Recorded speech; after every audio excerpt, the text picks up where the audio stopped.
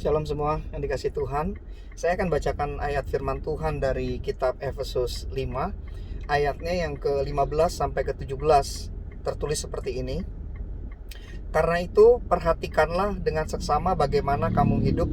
Janganlah seperti orang bebal, tetapi seperti orang arif. Dan pergunakanlah waktu yang ada, karena hari-hari ini adalah jahat. Sebab itu, janganlah kamu bodoh, tetapi usahakanlah supaya kamu mengerti kehendak Tuhan. Saudara yang dikasih Tuhan, ayat ini menerangkan bagaimana pentingnya untuk kita mengelola dan menjalani waktu-waktu ini.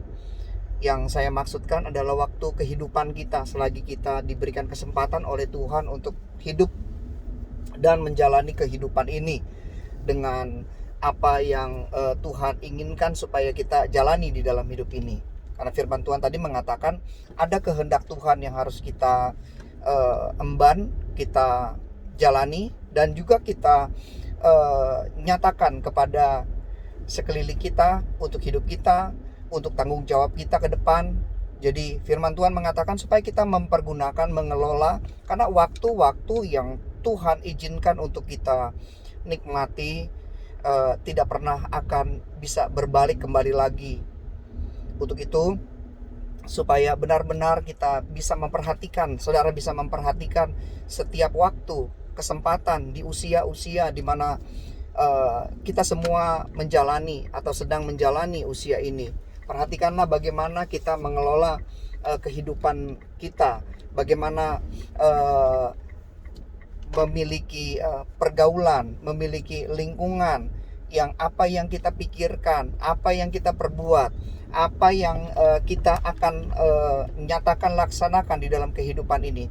Pikirkanlah itu baik-baik, dan ada konsekuensi apabila hidup dijalani dengan sewenang-wenang, tanpa aturan, seenak-enaknya sendiri, tanpa aturan-aturan, tanpa menjalani apa yang Tuhan tetapkan melalui Alkitab, maka akan terjadi penyimpangan, akan terjadi ketidakkokohan di dalam hidup ini, yang akan mengakibatkan konsekuensi pondasi kehidupan menjadi tidak kokoh. Lalu manusia rohani dan manusia batinia atau sifat nature seseorang menjadi terbentuk.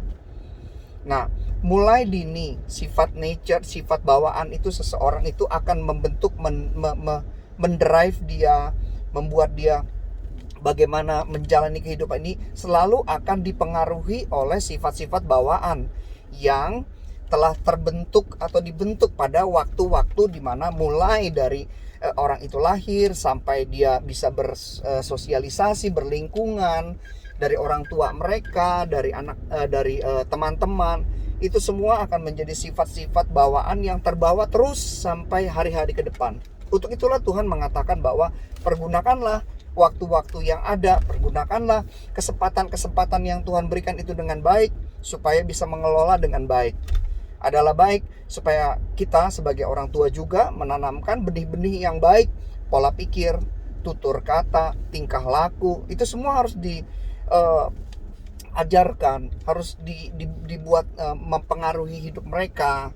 Karena firman Tuhan katakan kan, waktu bersama-sama itu selalu harus menggemakan, harus menyuarakan hal-hal yang baik. Firman Tuhan katakan, apa yang di pikiran yang baik, perkataan yang baik, rencana-rencana yang baik, tentang hal-hal yang baik dan mengokohkan, itu harus ditanamkan sebagai pondasi hidup bagi seseorang, sehingga itu di masa-masa ke depan dia akan menjadi orang-orang yang punya gaya hidup, punya sifat bawaan, nature-nya itu bagus.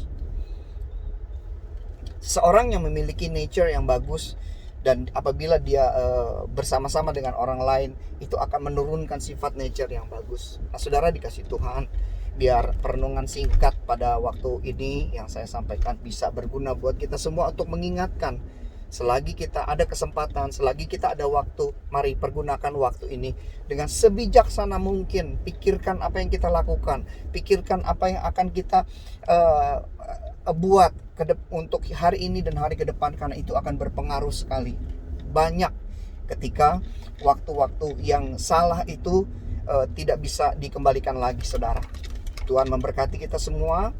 Immanuel.